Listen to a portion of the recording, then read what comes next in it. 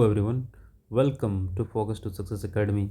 हम लोग percentage start किए थे और सीजीएल का पीवाईक्यूज़ कर रहे थे। ठीक है, क्वेश्चन नंबर 5 तक कंप्लीट कर चुके थे। आज क्वेश्चन नंबर 6 से आगे बढ़ेंगे। आगे बढ़ने से पहले मैं थोड़ा सा इन्फॉर्मेशन देना चाहूँगा कि मैं इसमें जीके इंग्लिश वगैरह पढ़ा रहा था, बट क्योंकि मैं जॉब करता हूँ, ठीक है, 9 to 5, सो उतना टाइम नहीं मिल पा रहा है और पीपीटी वगैरह बनाने में बहुत वक्त लग जाता है, तो इससे मैं रेगुलर नहीं हो पा रहा हूँ। और मैथ्स मेरा बैकग्राउंड है, ठीक है, मैथ्स से मैंने ग्रेजुएशन किया है, कॉलेज में टॉप भी किया था। ठीक है, बचपन से मैथ्स मेरा एक नशा टाइप का सब्जेक्ट था, तो इसी को कंटिन्यू करूँगा। इसके लिए कोई मुझे मेहनत करने की ज़रूरत नहीं, मैथ्स बस ऐसे ही सो के उठ के पढ़ा सकता हूँ मैं। ठीक है, अगर आप मुझे जानते होंगे तो आपको पता होगा, नहीं जानते हैं तो मेरे साथ बने रहिए, ठीक है, आपको मज़ा आने वाला है। और पीवाईक्यू से शुरू किया हूँ, तो क्वेश्चन नंबर 6 अब करते हैं। और एक बात मैं बताना चाहूँगा कि इस चैनल का नाम ही मैं बदल देता हूँ, क्योंकि सिर्फ मैथ्स पढ़ाऊँगा, तो इसका मैं सोच रहा हूँ कि अपने नाम से इस चैनल का नाम रखूँ, सपन मैथ्स वर्स करके। ठीक है, चलिए देखते हैं। सफ़र शुरू हो चुका है और इस सफ़र बहुत दूर तक जाने वाला है, क्योंकि मैथ्स मेरा पहला पसंदीदा सब्जेक्ट है। और 12th में मैंने इसीलिए बायो नहीं लिया था, ठीक है, हालांकि मैं डॉक्टर बनना चाहता था। अभी मैं बैंकर बन गया हूँ, ठीक है, बैंक में मैं जॉब करता हूँ। कोई बात नहीं, किस्मत जहाँ ले जाए, बस मेहनत करते रहना है। तो अपने पसंदीदा सब्जेक्ट को शुरू करते हुए फिर से क्वेश्चन नंबर 6 में आते हैं। देखिए, क्वेश्चन नंबर 6 बोल रहा है कि इन एन इलेक्शन, चलिए इलेक्शन का क्वेश्चन है, between two candidates P and Q, दो कैंडिडेट्स पी और क्यू के बीच में एक चुनाव होता है, ठीक है।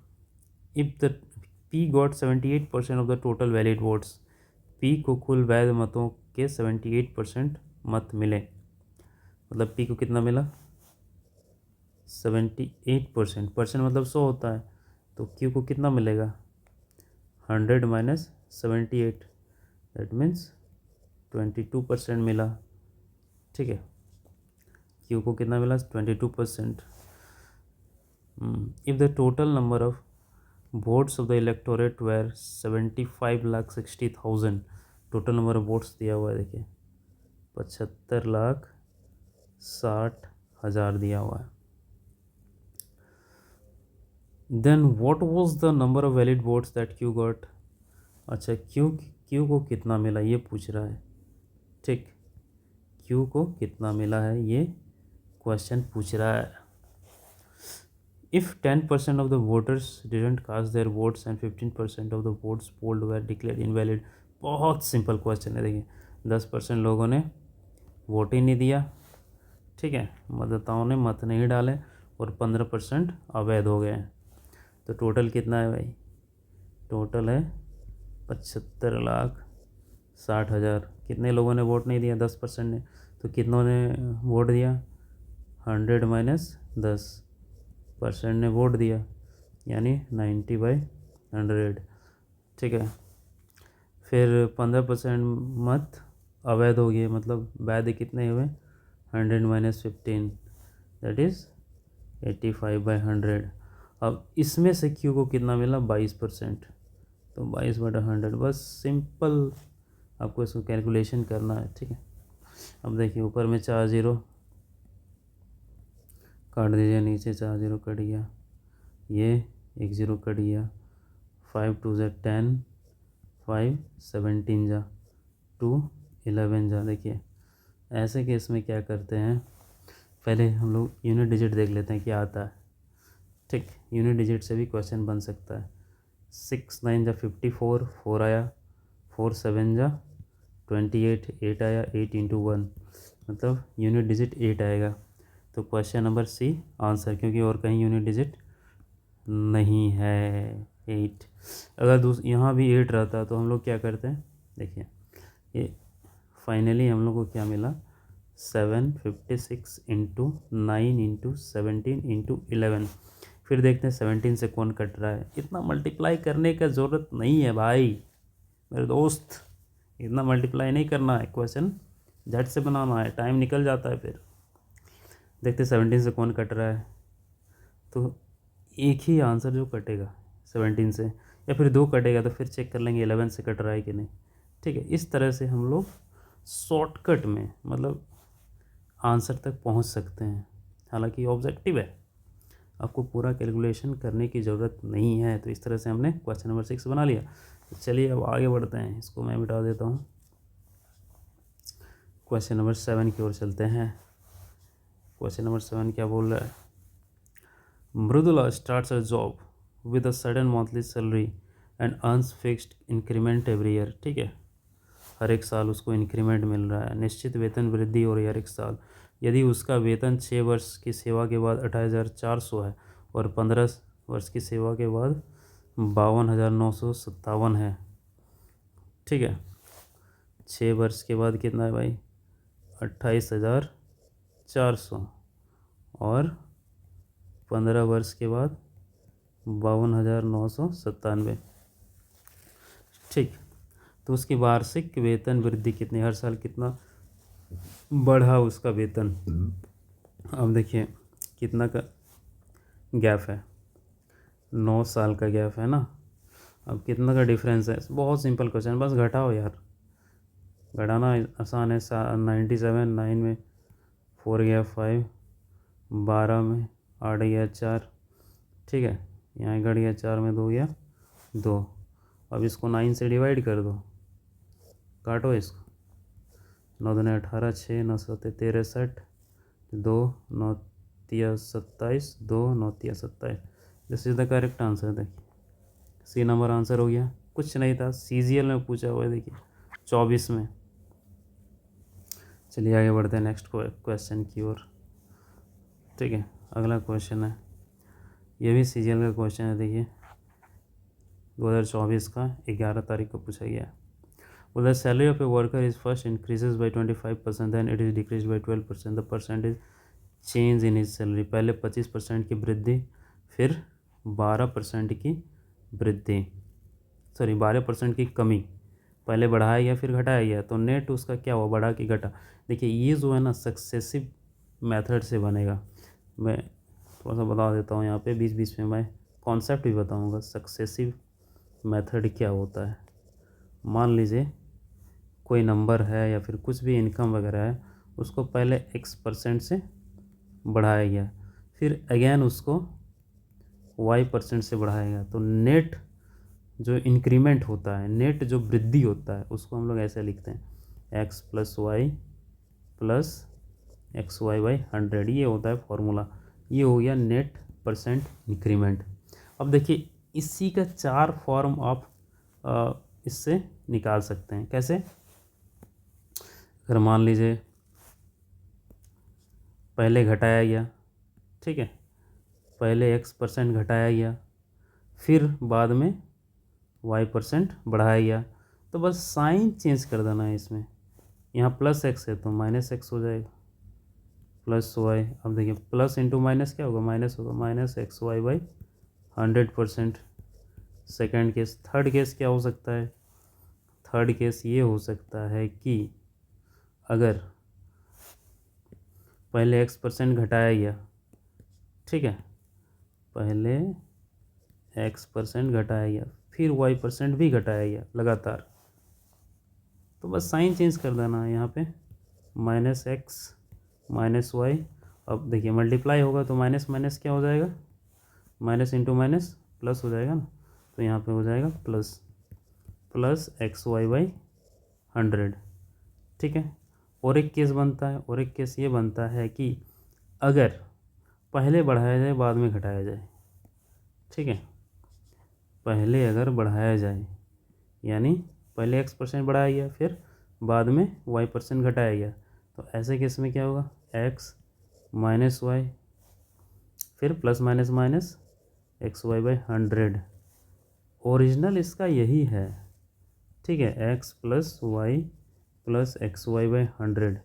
अगर कंटिन्यूस 2 बार इसको बढ़ाया जाए या घटाया जाए, अब sign according to the given sign जो भी यहाँ पे दिया हुआ है, पहले बढ़ाया गया है तो प्लस, पहले घटाया गया है तो माइनस, तो अगर एक भी माइनस रहा तो ये नेट माइनस, यहाँ भी ये माइनस हो जाता है। ठीक है, तो ये सिंपल है क्वेश्चन। देखते हैं क्या बोल रहा है ये। पहले 25% बढ़ाया, फिर 12% घटा दिया। तो पहले बढ़ाएगा फिर घटाएगा, तो ये फार्मूला यूज़ करेंगे हम लोग। ठीक है, उतना नहीं सोचना है कि कौन सा फार्मूला यूज़ करेंगे, बस उसको पुट कर देना है। देखिए मैं कैसे दिखा रहा हूँ यहाँ पे, एक सेकेंड इसको मिटा देता हूँ। देखिए पहले 25% बढ़ाया गया तो आपको लिखना है प्लस 25%, फिर 12% घटाया गया माइनस 12%, बस उसी फार्मूला पुट करना है। 25 माइनस 12, अब प्लस माइनस माइनस हो जाएगा, माइनस 25 इंटू 12/100। ठीक, तो 25 में 12 गया कितना हो, 13% माइनस। अब देखिए पूरा सॉल्व करने की ज़रूरत नहीं है, क्योंकि 13% बढ़ेगा, 13 से कुछ कम बढ़ेगा तो इंक्रीज़ ही हो रहा है, तो डिक्रीज़ वाला ऑप्शन तो कट गया। और 13 तो होगा नहीं कि 13 में माइनस हो रहा है, तो ये नंबर आंसर हो जाएगा। ठीक है, तो ये इस तरह का आपको माइंडसेट बनाना है। समझ रहे हैं किस तरह से क्वेश्चन को हम अटैम्प्ट कर रहे हैं। पूरा सॉल्व करने की ज़रूरत नहीं पड़ता है जब भी हम इस तरह क्वेश्चन बनाते हैं। तो समझ गए। फिर से एक बार मैं रिपीट कर देता हूँ कि अगर किसी भी नंबर हो या फिर कुछ भी इनकम वगैरह हो, उसको अगर एक बार बढ़ाते हैं या घटाते हैं, मान लीजिए एक्स को हम लोग y% से बढ़ाएं, फिर z% बढ़ा दिए, दोबारा बढ़ा दिए। ठीक, तो नेट परसेंटेज उसमें वृद्धि क्या होगा, y + z + yz/100। अब इसी में हम लोग फेरबदल करेंगे। कैसे, मान लीजिए पहले y% घटाया गया तो यहाँ पे माइनस हो जाएगा, तो और यहाँ भी माइनस हो जाएगा। समझ रहे हैं, ये प्लस नहीं होगा, ये क्या होगा, माइनस होगा। सेकंड केस, अगर y% बढ़ाया गया और z% घटाया गया, इसको घटाया गया, तो यहाँ पे माइनस हो जाएगा y - z, क्योंकि प्लस माइनस माइनस होता है तो यहाँ भी माइनस हो जाएगा। अगर दोनों में घटाया गया तो -y -z, और यहाँ पे माइनस इंटू माइनस प्लस हो जाएगा। बस यही कॉन्सेप्ट है सक्सेसिव का। अब क्वेश्चन नंबर 9 करेंगे हम लोग। क्वेश्चन नंबर 9 क्या बोल रहा है,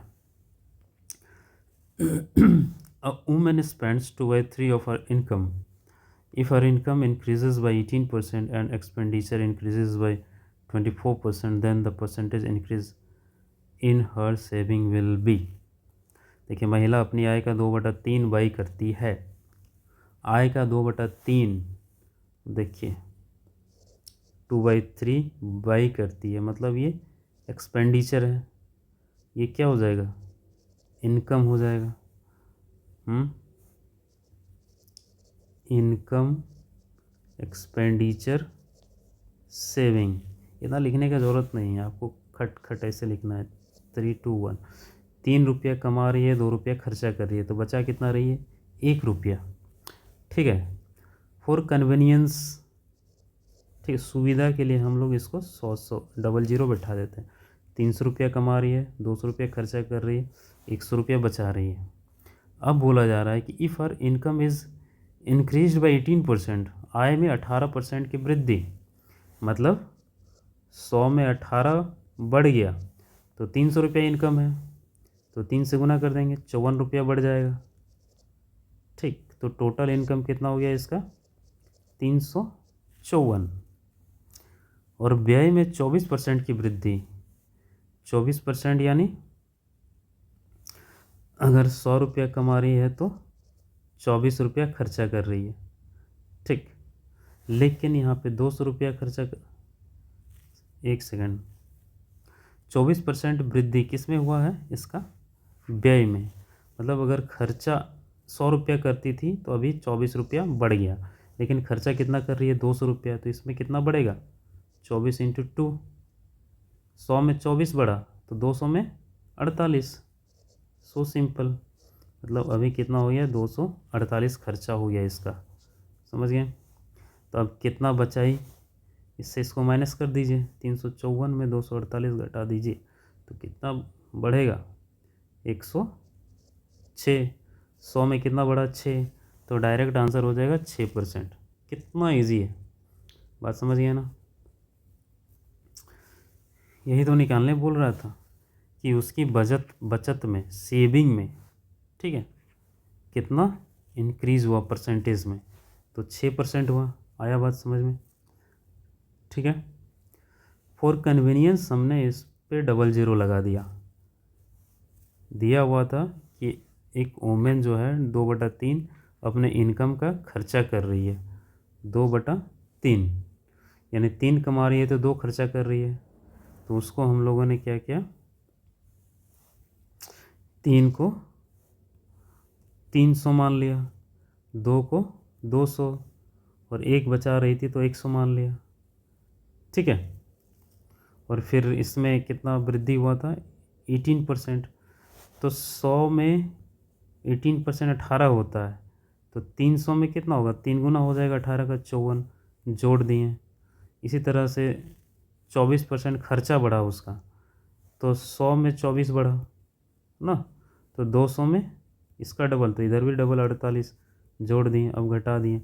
अब ये तो 100 में है ही बेस, 6 बढ़ा तो 6% डायरेक्ट आंसर हो गया, ठीक है। नेक्स्ट क्वेश्चन की ओर बढ़ते हैं हम लोग। Question number 10।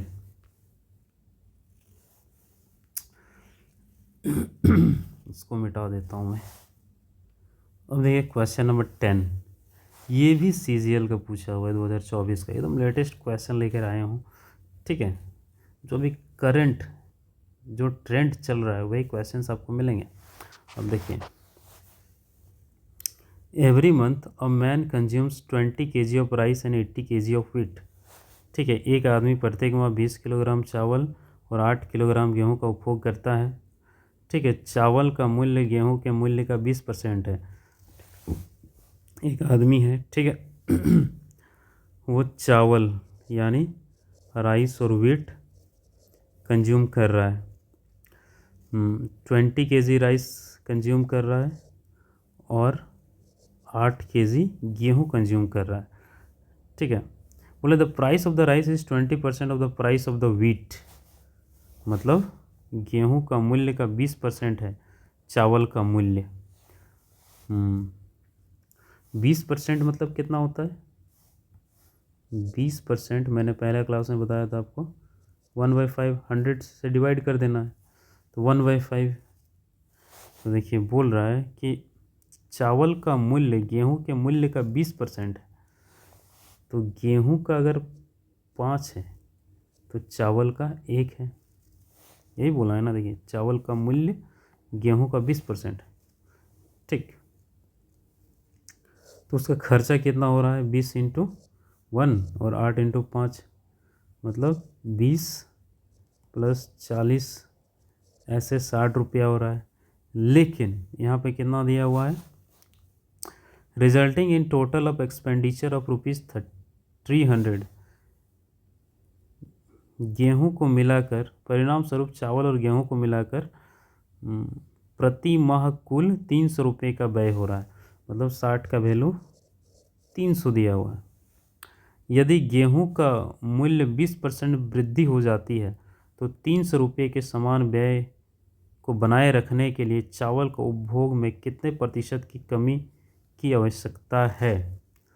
मतलब गेहूं का कीमत बढ़ गया, कितना बढ़ गया भाई, 20% बढ़ गया। पहले 40 था, अब इसका 20% बढ़ेगा।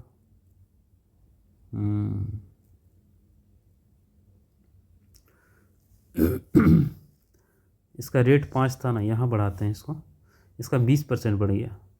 20 मतलब 1/5, 5 का 1/5 मतलब 1 हो गया, ठीक। तो अभी इसका कितना रेट हो गया, 6 रुपया। तो अभी कितना खपत हो जाएगा इसका,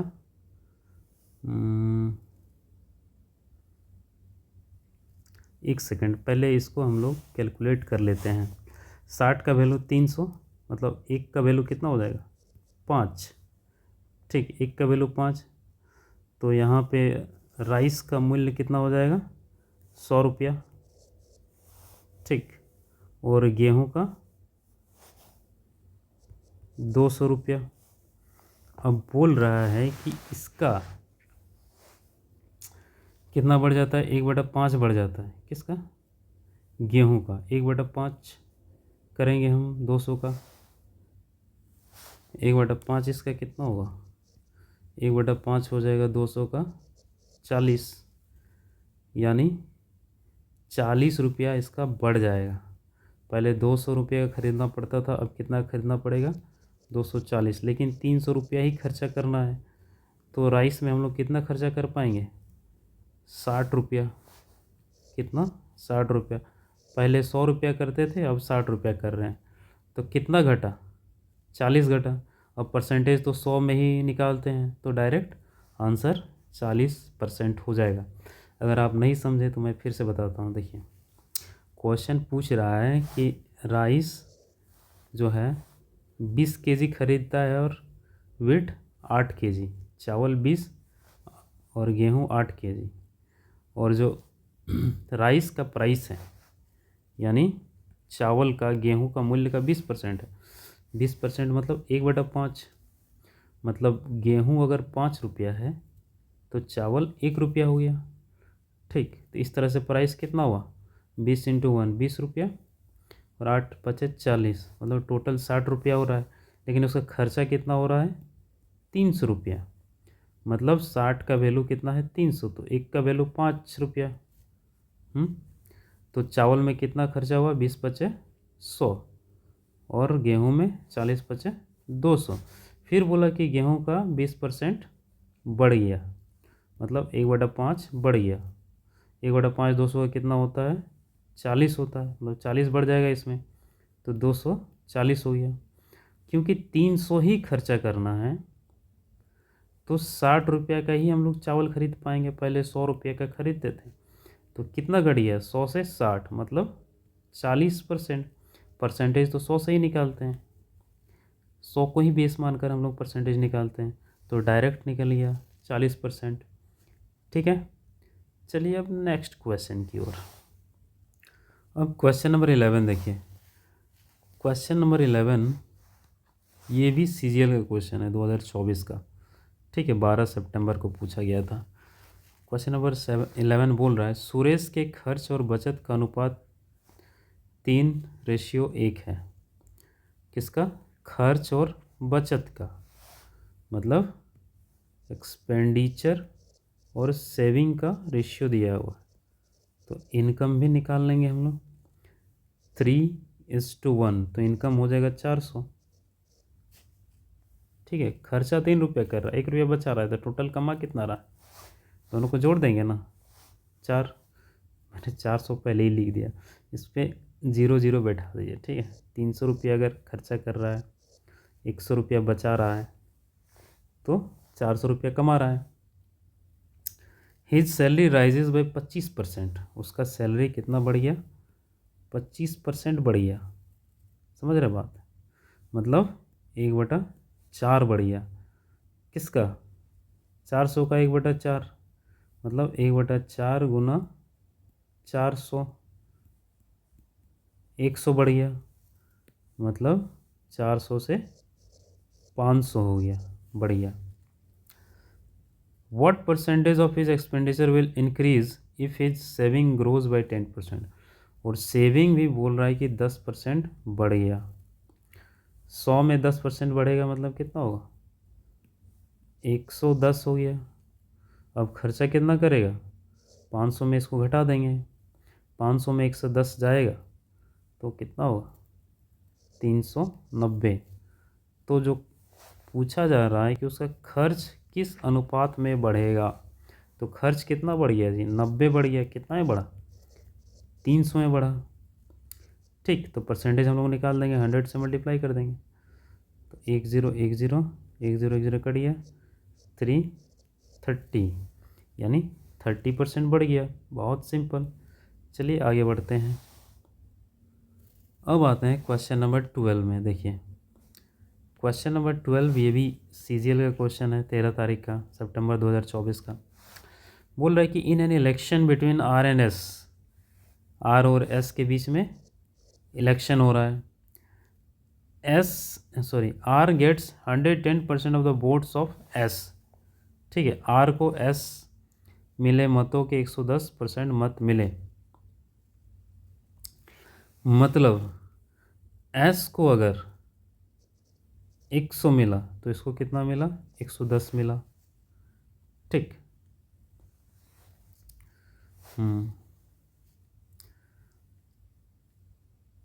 और उसने एस को 770 मतों से हरा दिया।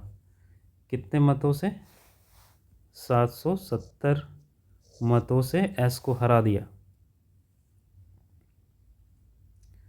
ठीक है।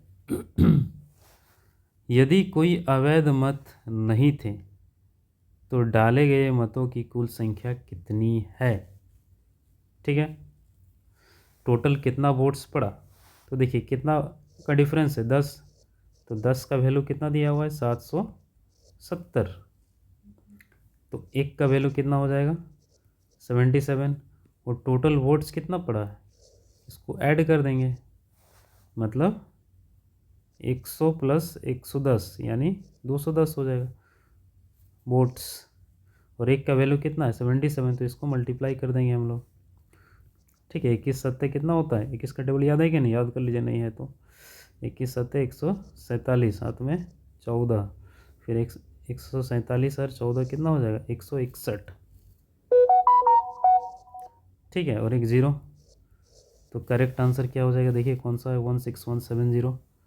Question number, option number C, this is the correct answer. चलिए आगे बढ़ते हैं क्वेश्चन नंबर 13 की ओर। इसको मिटा ही देता हूँ, ये भी सीजीएल में पूछा हुआ, देखिए 24 में, 13 तारीख में।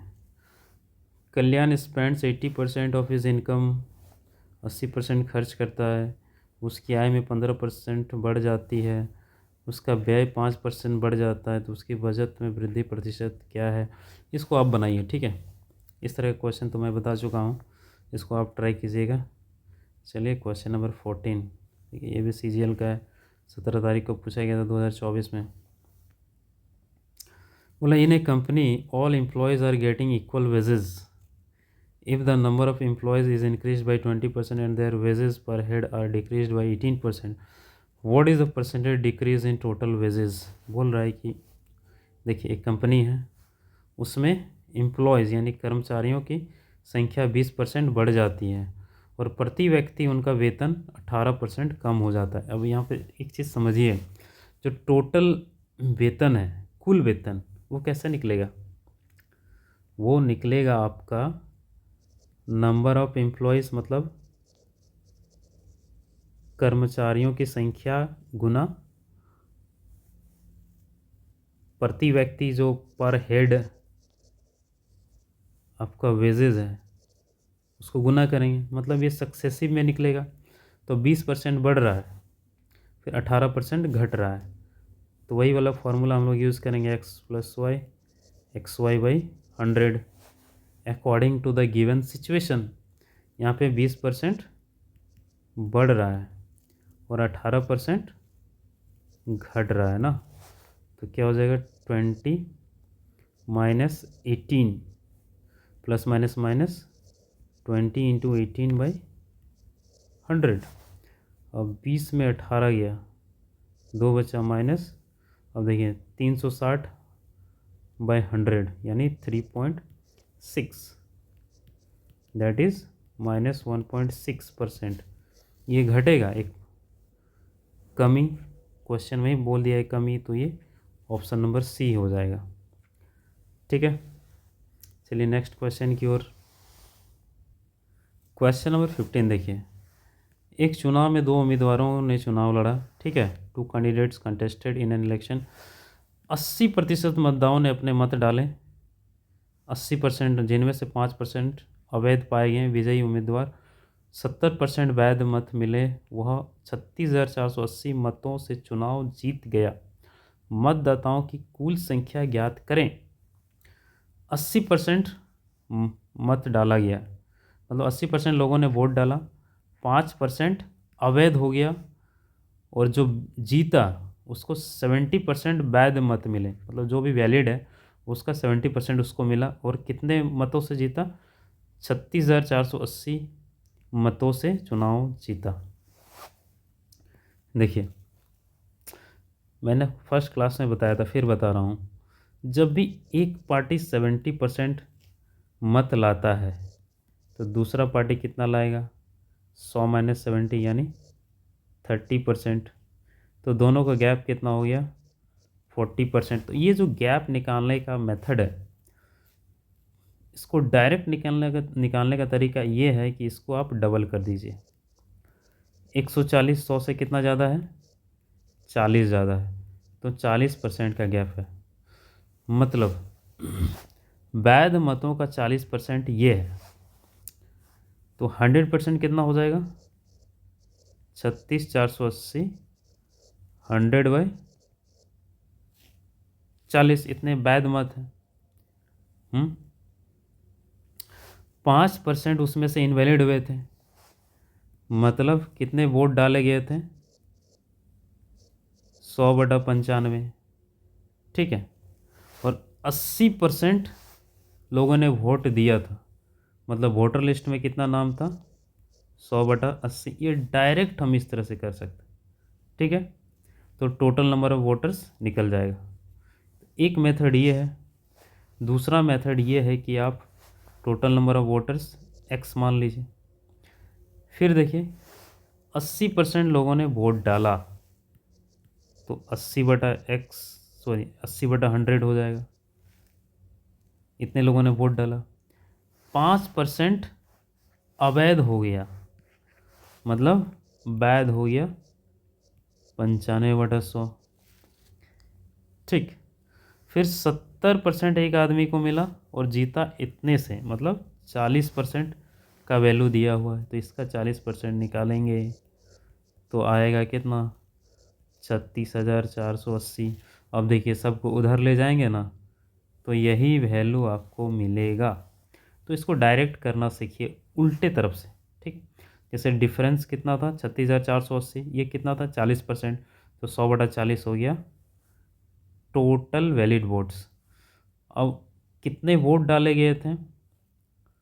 5% इनवैलिड था, मतलब 95 का ये वैल्यू है, तो 100 का वैल्यू 100/95। कितने लोगों ने वोट डाला था? 80% लोगों ने, मतलब वोटर लिस्ट में कितना नाम है? 100/80। अब इसको डायरेक्ट हम लोग कैलकुलेट कर देंगे, तो आप कोशिश करिए कि डायरेक्ट इसको इस फॉर्म में बैठा दीजिए। अब देखिए, इसको काट देंगे हम लोग। 1 0 1 0 कट गया, कट गया। अब देखिए 4 से काटिए इसको। 4 9 में 36, 4 1 के 4, 4 2 ने 8, 912 हो गया। 8 से कटेगा क्या? 8 कट जाएगा। 8 1 के 8, फिर 1 बच गया 11, 8 1 के 8, 3 8 4 114 हो गया। 19 से कटेगा क्या? 19 बचे 95, 19 छोक। ठीक है, 5 से इसको काट दीजिए। 5 20, मतलब कितना हो गया? 120, 20 छोक 120। ठीक, और डबल ज़ीरो और एक ज़ीरो होगा शायद, ये 80 वाला ज़ीरो यहाँ पे। 1,20,000 आंसर हो जाएगा, आंसर नंबर बी। ठीक है, तो इस तरह से आप डायरेक्ट बना सकते हैं। मैं फिर से एक बार इसको समझा देता हूँ। ठीक, मैंने क्या किया आपको बताता हूँ। देखिए, बोल रहा है कि एक आदमी को 70% मिला, ठीक है, और इतना मतों से जीत गया, तो मतदाताओं की कुल संख्या ज्ञात करें। एक को 70 मिला है, ठीक, एक सेकेंड,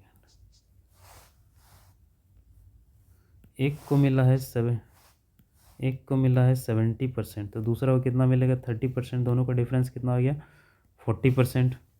डिफरेंस निकालने का और एक मेथड बताए थे, जितना एक पार्टी लाया है उसका डबल कर दो। 100 से कितना ज़्यादा है भाई? 40 ज़्यादा है। तो 40% दोनों का गैप हो गया। तो 40% का वैल्यू इतना दिया हुआ है। तो 36,480, ये 40%, तो 100%, 100/40 हो जाएगा। फिर बोला है कि 5% इनवैलिड हो गया, मतलब 100/95। फिर बोला 80% लोगों ने वोट दिया। एक सेकंड, ये उड़ गया।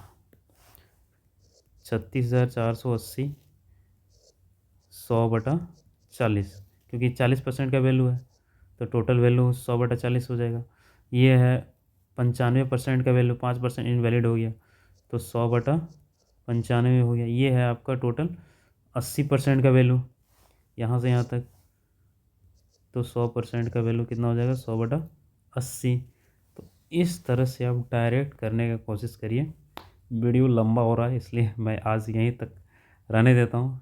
फिर कल मिलते हैं नेक्स्ट सेशन में। तब तक के लिए बाय बाय। वीडियो को लाइक करिए, शेयर करिए, ठीक है, और सब्सक्राइब करिए अगर नए हैं चैनल में तो। बने रहिए मेरे साथ। मैथ्स में आपको मैं मैथ का जादूगर बना दूंगा। मज़ा आने वाला है क्योंकि सफ़र अब शुरू हो गया है। चलिए कल मिलते हैं, बाय बाय।